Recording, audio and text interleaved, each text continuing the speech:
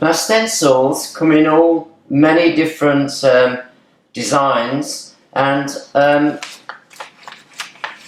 here's one here, as you can see. And what we've done here, we've placed it on the envelope that we're keeping it in, and we've just sprayed over the envelope so that we know what stencil is inside this envelope.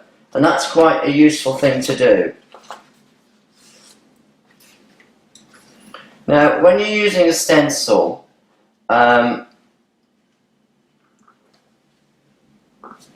need to hold it in a certain way. What you do, you get this finger here, put it underneath, and then bring the other two fingers over it so that you can bend it to fit onto the nail, like so. Now, depending on where you want to use it, of course, you have to hold it so that it comes from the back, like that, and rests on the nail. Now you've got to be very careful here that you don't scratch the actual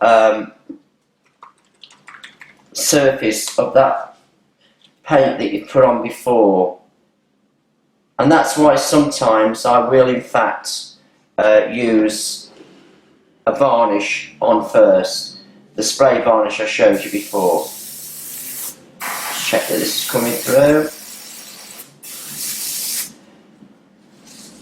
So we just get our stencil, hold it like I showed you, put it onto the nail, and then spray.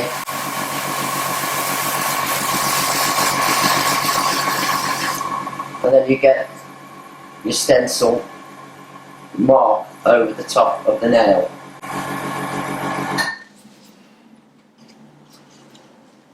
As I said, I'm using black so that you could see what I was doing.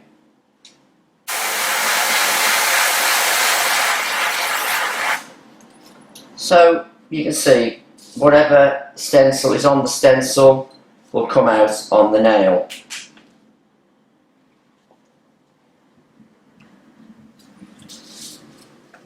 You could just put it on the tip, or you could do the design through the nail, whatever it was that you were trying to do.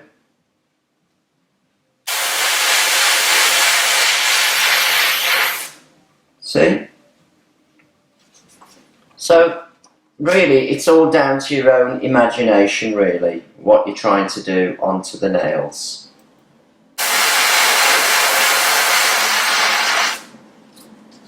And you just get your designs over the nails.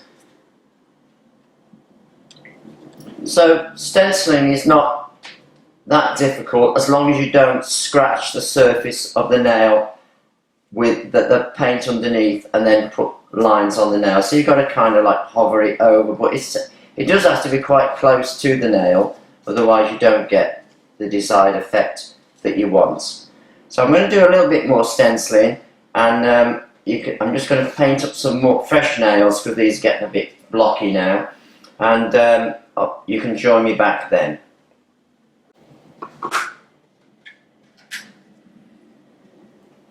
So I'm just getting a bit of base coat to start doing these new nails. So I'll put the base coat on and let that dry.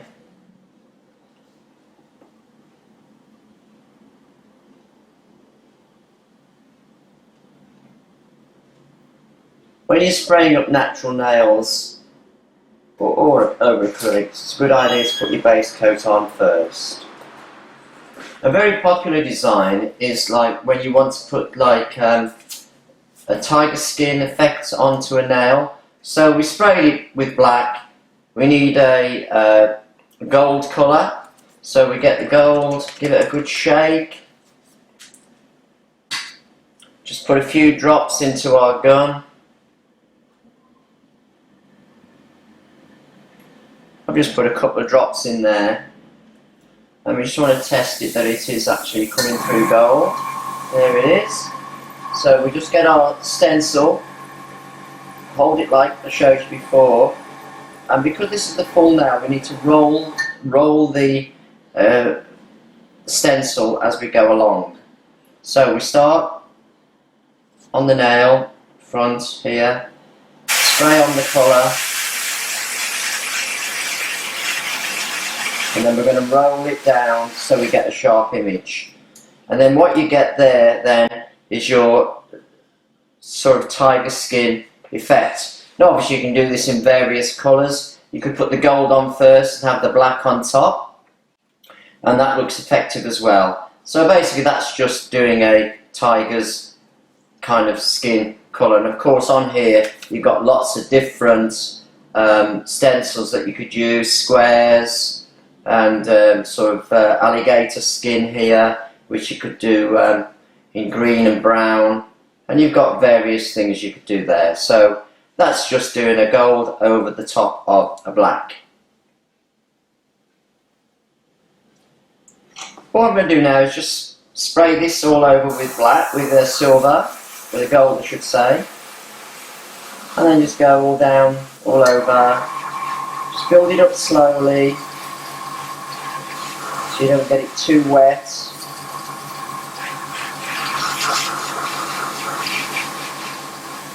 Keep your distance.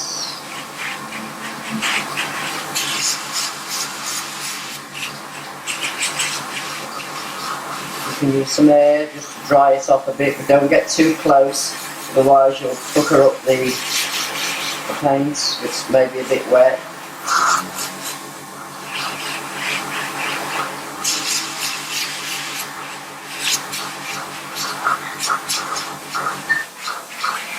And always finish off with air, as I've said before, to clean out the gun, the needle with paint. Now I've nearly used all that paint up now, so I'm just going to clean that colour out with a bit of solution.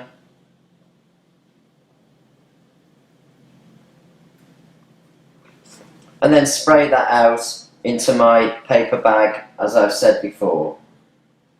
If you've got an all-over colour like this, what can be effective to give a more kind of 3D effect is to actually spray the edges with a darker colour. So if I just get a black here again, of course you could use a brown, a couple of drops into there, make sure we get it going, and then just gradually work down the edges. We've got to be quite accurate here. Same the other side.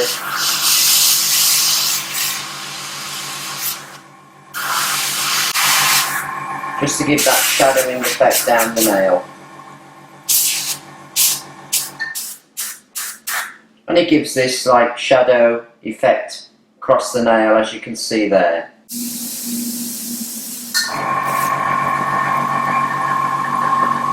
Now I did that shadowing down the side, but I could, if I wanted to, just go over with this here.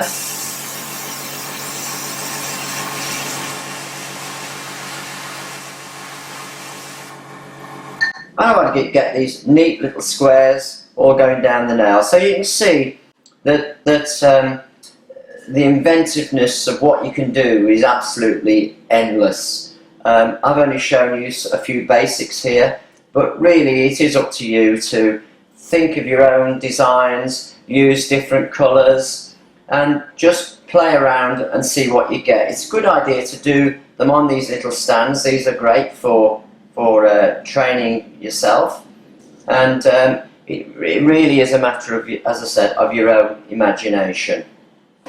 Now when you've finished your design and it's all dry, of course you need to give it a top coat of some sorts. Now you can buy special airbrush top coats which are air dry.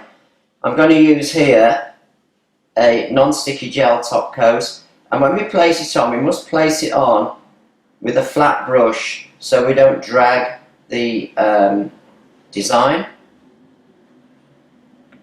And the action of putting the top coat on will in fact really bring out those colours and make them stand out, and just bring the whole nail to life. Now I'm just going to pop that one under the lamp now, and I'll bring it back, and mine will look the same once it's come out of the lamp. Right, this one I did earlier, and I'm just using here now a standard top coat, which is air dry, and I'm just going to place that onto the nail. Again, keep the brush very flat and very light, so we don't drag the colours.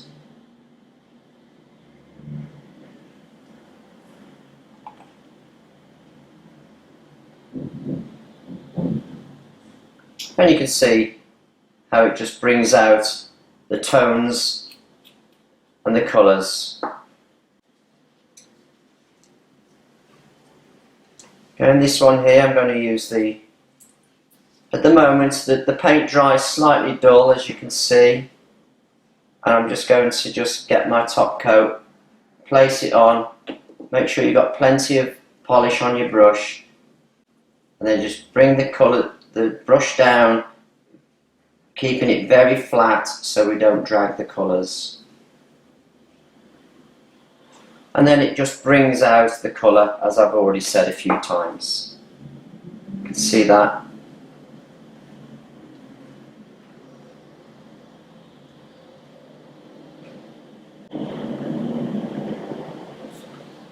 I think I prefer to use the non-sticky gel top coat. This is called Wonder Gel, and it works off really well.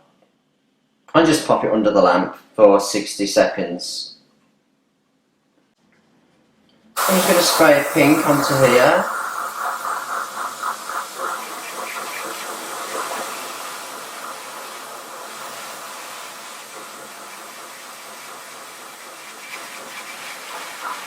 Of course, if you're doing it French, you just use the natural pink of the natural nail.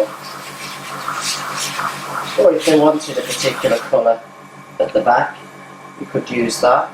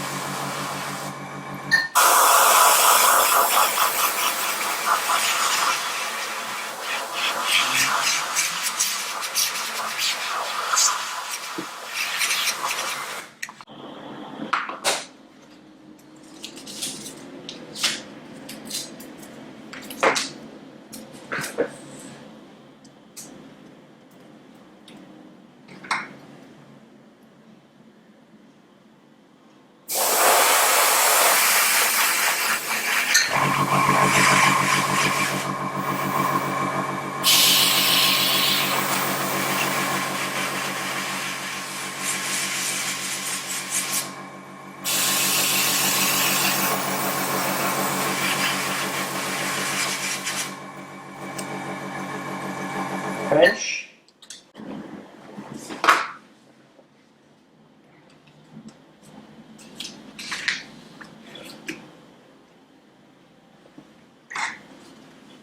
Chevron.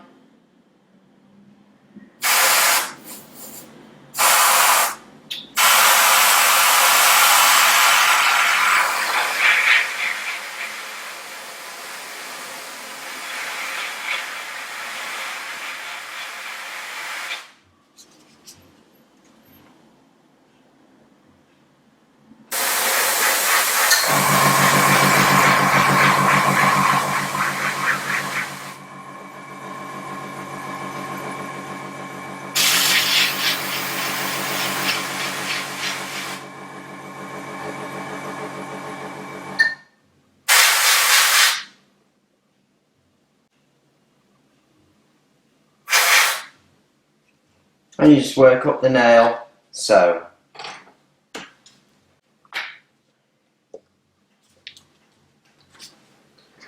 Right, so that's airbrushing. I hope you found that useful. The main thing with airbrushing is to just make sure that you clean your equipment after you've finished using it. And you need to know what can go wrong. There are lots of things that can go wrong. When I first came to do airbrushing, it was many years ago, probably about 15 years ago, I went to an exhibition and watched a lady doing airbrushing, demonstrating, for about 2 hours. I stood there and watched her. And I thought, well, I could do that. So I bought a kit, and she said to me, don't you want to do a course? I said, no, it'll be fine. I've been watching you for 2 hours. I think I can do that. Anyway, got my kit back to the salon and set it all up, started to have a go, and I just could not do it. I thought, well, it's obviously more difficult than I thought. So I called her back up and she said, yeah, I thought you'd be calling me. So I had to travel down to London then, and I'm in Birmingham. I had to travel down to London, pay £300 for a day's tuition, and it was in her front room on a coffee table, believe it or not. But she was very good, and I came back after doing her course and could actually do airbrushing. Although it did take me a little while to find out some things for myself, which you can only find out by trial and error, like most things. But I feel quite confident with it now, and I've been doing it for quite a while. Although, as I said right at the beginning, airbrushing has gone slightly out of fashion, you might say. But with the increase in ombre looks and things like that, airbrushing has sort of come back in a bit.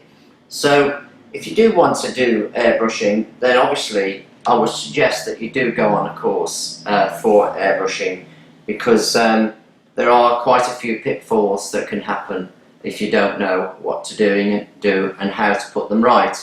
So I hope you enjoyed it, and this is John Sang signing off from the nailschool.co.uk, and see you next time. Thank you. Bye bye.